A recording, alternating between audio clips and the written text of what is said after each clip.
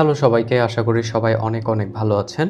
So আমি প্রায় সময় চেষ্টা করি আমার যে লাইভ সেটআপগুলো থাকে সেখানে আমার কখন লস হচ্ছে, কখন আমার প্রফিট হচ্ছে সেগুলো আপনাদের সাথে শেয়ার করার।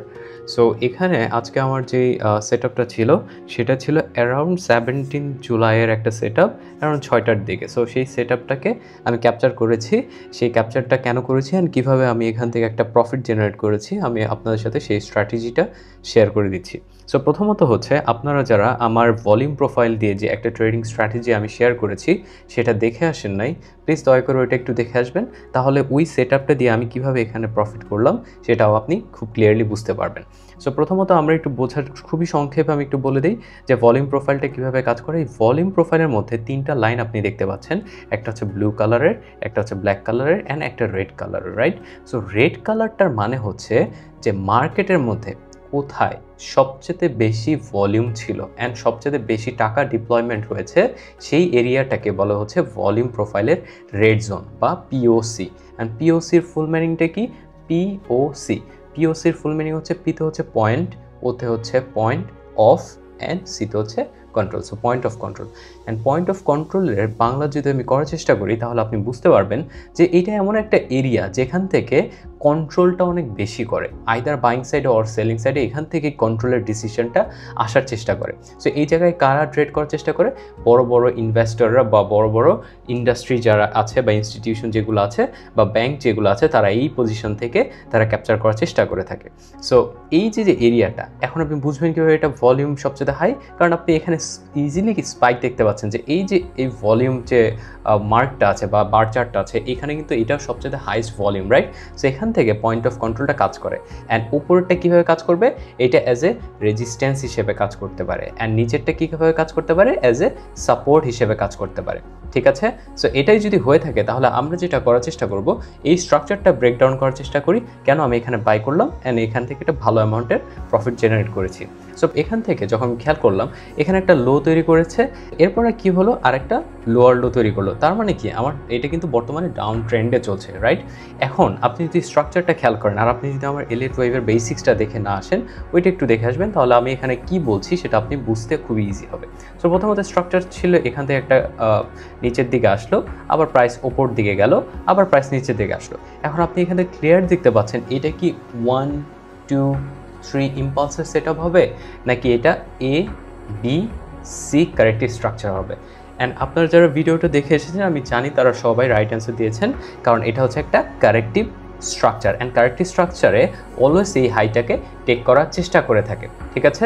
সো যখন আমি দেখলাম এখানে A B C structure and আমি গেস করে ফেলেছি যে প্রাইস সামহাও এটার হাইটাকে কখনো না কখনো এটা টেক করে ফেলবে, রাইট? সো এটাই ছিল আমার মাথায় প্ল্যান। সো আমার কি দরকার? এখন একটা এক্সিকিউশন দরকার। আমার দরকার যে কোনো একটা প্যাটার্ন, সেটা হতে পারে ট্রায়াঙ্গেল, সেটা হতে পারে হেড অ্যান্ড শোল্ডার, সেটা হতে পারে ডিসেন্ডিং ট্রায়াঙ্গেল হতে পারে, অথবা ফলিং ওয়েজেস হতে পারে। You get the idea, right? আমার একটা সেট আপ দরকার, সেই সেট আপটা যদি কোনো একটা প্যাটার্ন দ্বারা ডিটারমাইন করা যেতে পারে তাহলে জিনিসটা আরও ইজি হবে। সো প্রাইস কী করলো, এখান থেকে আরেকটা হাই আর একটা লো ক্রিয়েট করতে পারেনি। যদি পারতো তাহলে কিন্তু এটা 1 2 3 4 and 5, তার মানে এটা হয়ে যেত একটা ইম্পালস। অ্যান্ড ইম্পালস মুভ হলে কিন্তু এটার এই যে ডাউন ট্রেন্ডটা, এটা কিন্তু কন্টিনিউশন আমরা দেখতে পারতাম।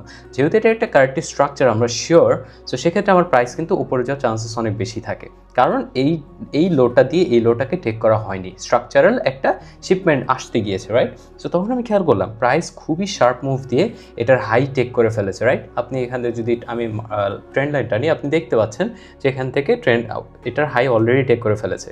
সো যেহেতু এটার হাই অলরেডি টেক করে ফেলেছে, সেক্ষেত্রে আমার কি করতে হবে? আমার একটা ডিফারেন্ট প্ল্যান দরকার। এটা কিন্তু আমরা আগেই গেস করেছিলাম যে এটার হাই টেক করবে সামহাউ, কখনো কখনো, ঠিক আছে? সো যেটা হয়েছে, যেহেতু একটা শার্প মুভ দিয়েছে অ্যান্ড আমরা স্ট্রাকচারটা মিস করে ফেলেছি, সেক্ষেত্রে আমার একটা প্যাটার্ন দরকার। অ্যান্ড গেস হোয়াট, আপনি এখানে খেয়াল করলেন যে প্রাইস এভাবে একটা লোয়ার লো লোয়ার হাই দিয়ে একটা স্ট্রাকচার তৈরি করলো, অ্যান্ড এটা হয়ে গেছে কি, প্রাইস ফল করছিল। অ্যান্ড এটা দেখতে কেমন? ওয়েজেসের মতো, তাহলে এটা একটা ফলিং ওয়েজেসও হয়েছে। অ্যান্ড কোথায় হয়েছে, এটা কিন্তু সাপোর্ট, এই যে ব্ল্যাক কালার লাইনটা আমি কিন্তু প্রথমে আপনাকে বুঝিয়ে দেওয়ার চেষ্টা করছি, এটা ফুল ডিটেলসের ভিডিওটা একটু দেখে আসলে আর একটু ক্লিয়ার বুঝতে পারবেন। তো যেহেতু এটা একটা সাপোর্ট হিসেবে কাজ করছে অ্যান্ড প্রাইস এক্স্যাক্টলি সাপোর্ট থেকে উপরে গিয়েছে, অ্যান্ড এটা কি, এটা হচ্ছে POC, right, point of control, যেখান থেকে সবচেয়ে বেশি ভলাটিলিটি থাকবে, অ্যান্ড এটা কি আমার রেজিস্ট্যান্স। তাহলে আমি যদি পিওসির আশেপাশে এন্ট্রি নিতে পারি অ্যান্ড সাপোর্টটার নিচে যদি আমি স্টপ লস দিতে পারি, তাহলে কিন্তু আমি ইজিলি এখানে 1:2 ক্যাপচার করতে পারবো।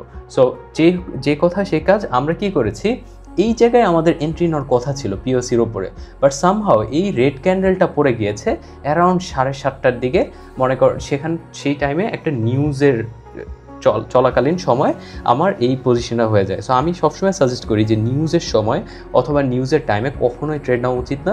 যদি আপনি সুইং অথবা স্ক্যাল্পিং করে থাকেন তাহলে স্টপ লস হান্ট হওয়াটা খুবই স্বাভাবিক অ্যান্ড এটা খুবই রিস্কি হয়ে যায়।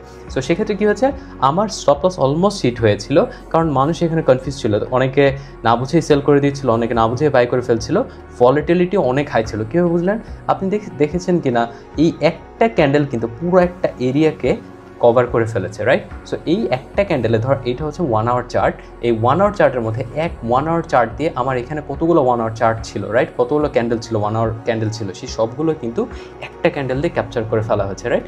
অ্যান্ড এক্স্যাক্টলি আমার যখন রেজিস্ট্যান্স হিট করেছে, আমি সেখান থেকে 1:1.65 প্রফিট নিয়েছি। এর মানে হচ্ছে ধরেন আপনি 100 টাকা ইনভেস্ট করেছেন, আপনার অ্যারাউন্ড 165 টাকার মতো এখানে প্রফিট জেনারেট হয়েছে। সো এভাবে আমার স্টপ লসটা আমি আস্তে আস্তে ট্রেল করা শুরু করি। প্রথমে স্টপ লস ছিল এখানে এসএল, দেন আমি নিয়ে এসেছি এখানে, আবার যখন আমি দেখলাম প্রাইস এখানে অ্যারাউন্ড এখানে ঘোরাঘুরি করছে, তখন আমি ব্রেক ইভেন নিয়ে এসেছি, যেন আমার এইখানে কনফার্ম একটা টিপি চলে আসে। So that's it guys, I hope you guys enjoyed this video so far. If you do, please consider following my page because more amazing contents are coming up. Alright guys, take care and Allah Hafiz.